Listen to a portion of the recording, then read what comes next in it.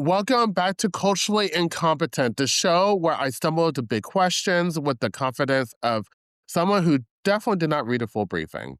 I'm your host, Nicholas Clemens Lindsay. So, this is Hot Bytes, our recurring segment where I take one allegedly fast moving headline in tech or culture and slow it all the way down and talk through it for what it actually means, who it benefits, and how to not get caught off guard. So, class is officially in session. Before I even get into this episode, I want to say Merry Christmas to everybody. I say Merry Xmas, that's one of my favorite things to say. But Merry Christmas. I think this is the time, especially in 2025, there's so much chaos that's happening around us, especially in the news and just in our lives in general. For all of us as families to go ahead and get together and enjoy each other and love with one another and enjoy food and like presents and all the things that is just like makes us excited and keeps this holiday going. For me, I actually brought the food route into it. I did a white elephant as well. I cooked maybe enchiladas. I also did chipotle adobo sauce with it. I even had empanadas. I did potato balls. I created a great lemon pasta. It was amazing. I even did Mexican rice. Who am I? It's so great. Oh my goodness gracious. And so it was just an amazing experience. And I just want all of you to have those amazing experiences as well. Feel free just to on Instagram or TikTok or even at the comment section of this episode, tell me what you did. I really want to know. And so let's go ahead and get down to business. Well, today's bite is giving TikTok went to law school, y'all. Okay, so after years of political pressure and also banned threats, TikTok has officially signed a deal to restructure its US business. Now, according to CNN, the agreement is meant to address what lawmakers have repeated question that we really need to stay here with is what actually happens when a platform is built on chaos, culture, and creativity basically becomes regulated, institutional, and also data accountable. Because TikTok is no longer just a vibes app now. It's all about that search, shopping, breaking news, career discovery, political messaging. It's even cultural memory, like all in real time.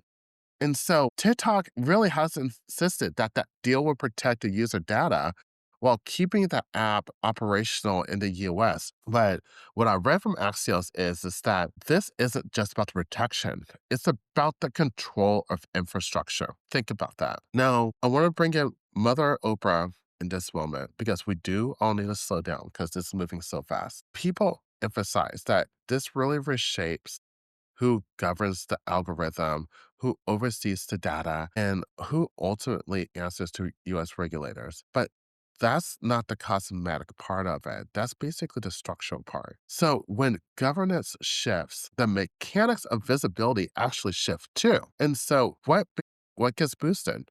What gets suppressed? What is actually labeled safe? What becomes recommended?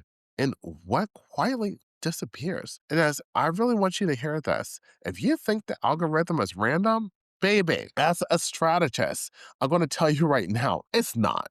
Because it actually incentives is wearing the trench coat in front of you. This deal is actually have a way to assure the advertisers and lawmakers because advertisers don't like uncertainty. They like regulation because regulation really makes that money feel safer. That's what it is. If you have more regulation, that money is more safer in people's hands, like over there within it. And so there are different pros and cons with it. So let's go ahead and talk about the pros. The stability. And so it's going to reduce the immediate risk of the TikTok ban, which is huge for creators and whose incomes basically rely on the platform, right? Also, it has better brand money because what happens? The advertiser confidence increases when platforms are regulated and compliant, which means more brand deals, more structured creative programs. That's what it is. And also, it makes it more legitimate.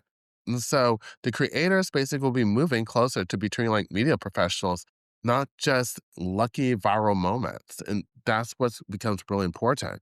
But here's the con side of it all. Performance pressure really is going to start increasing because platforms under regulation doesn't reward chaos. They reward consistency, safety, and also predictability. But also algorithmic discipline really tightens. And the last part is that surveillance really doesn't disappear. The data still is going to exist. It's just governed differently. Control didn't vanish. It basically just changed hands. In your early career, here's the part that really matters. Okay. And I think of this too, like all the time. This really could shift in your favor because if you stop building your brand as a hobbyist or your collegiate career as in a way for you to get to the next point, but you just don't know where you want to hit at, you want to need to start building yourself like a strategist. So you need to build repeatable formats, not just viral moments. You're learning those analytics without becoming allergic to creativity because creativity is the biggest part of it all. And also own your audience off the platform. So you want to have that email, you want to have the podcast, you want to have the portfolios, you want to have all that stuff because you're building your own personal brand. When you're in school, your brand is your stock. You have the people that are there to go ahead and support you, and that's the big part. But this is all what you do for you need to get to the next side. What I see in this particular deal, TikTok is one of those funnels because it's not actually just a foundation. Now, I know a lot of people are going to be like trying to yell at me about that, but that doesn't really affect me. What affects me is that I want to make sure that I am actually presenting the best strategy way in order for me to go ahead and promote my brand to where it needs to go to, but also for everybody to be able to promote their own brands to where they need to go to. So this deal is really about the future of deal distribution. And your paycheck, your reach, and your opportunities are really downstream from distribution. Now, I just want to give you some cool thought for a little bit so everything will calm down and slow down a little bit. The goal isn't to fear power, the goal is to understand it. So you can move with attention instead of surprise. So if you like this, drop a comment with one word. I want to hear pipeline. That's the word. As today, I'm kind of interested in hearing what you have to say because we're building the algorithm today. And I want to know which pipeline are you building on and what is your backup plan? If you enjoyed this conversation, follow Culturally Incompetent on TikTok and Instagram.